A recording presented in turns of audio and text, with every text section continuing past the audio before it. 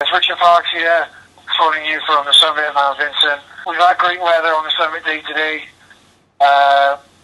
Myself and the team submitted 1:50 Chilean time on the 8th of January 2011.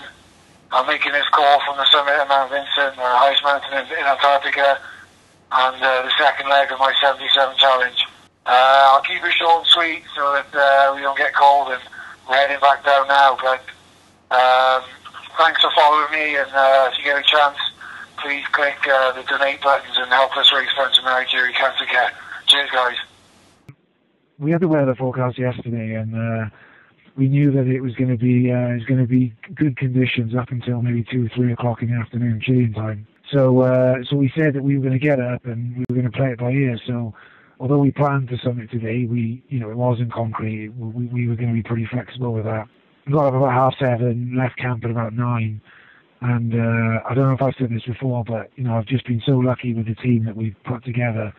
I'm sitting in a tent now with Mark from Australia, who summited Everest, and the lead climber of the team, a guy called Joey, as a Denali guide. Just worked really well together, and we've been moving really quickly.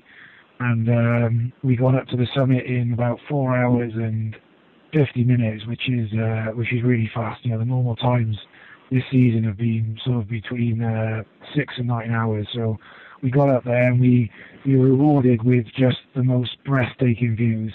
The ambient temperature was pretty cold. It was about -30, but there was no cloud cover and the sun was really strong. So it actually felt reasonably warm up there, and it was just amazing. And within half hour of coming back down the summit ridge, all the fog came in and the visibility went, so we literally timed it to perfection.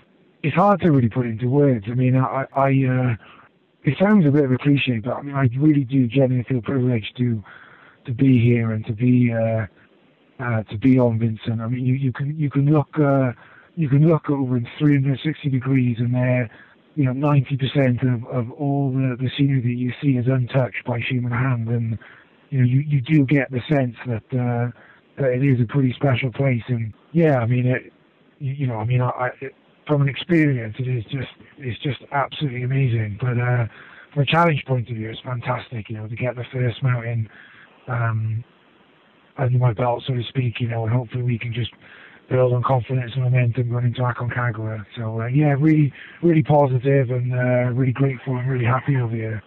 I'm probably about 8 days ahead of myself now on the schedule. That doesn't mean I can rest or relax now, because the tricky thing for me now is getting off Antarctica, because all the flights from Vinson Base Camp back to Union Glacier, which is sort of the hub of the Antarctic operation, and then from Union Glacier to Chile, they're all weather dependent, and obviously, as you know, the weather is pretty changeable down here. So, and obviously, planes only fly when they're full or when it warrants it, because obviously fuel is so expensive down here.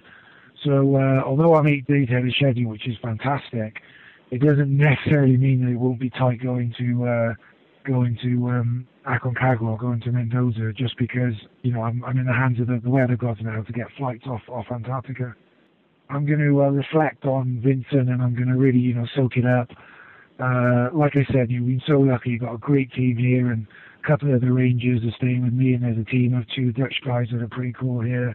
So and they summited yesterday. So we'll have a bit of night as we can in our tents tonight, and I look forward to getting back to base camp tomorrow, where I can have a beer and maybe properly relax, because we've still got maybe 2,000 meters of descent to do tomorrow. But yeah, it's hard not to look forward and in the challenge, and I'm looking forward to hooking up with Paul Donovan, who's from Cardiff as well, who works for Jagged Globe too. So it'd be cool. We're looking forward to it.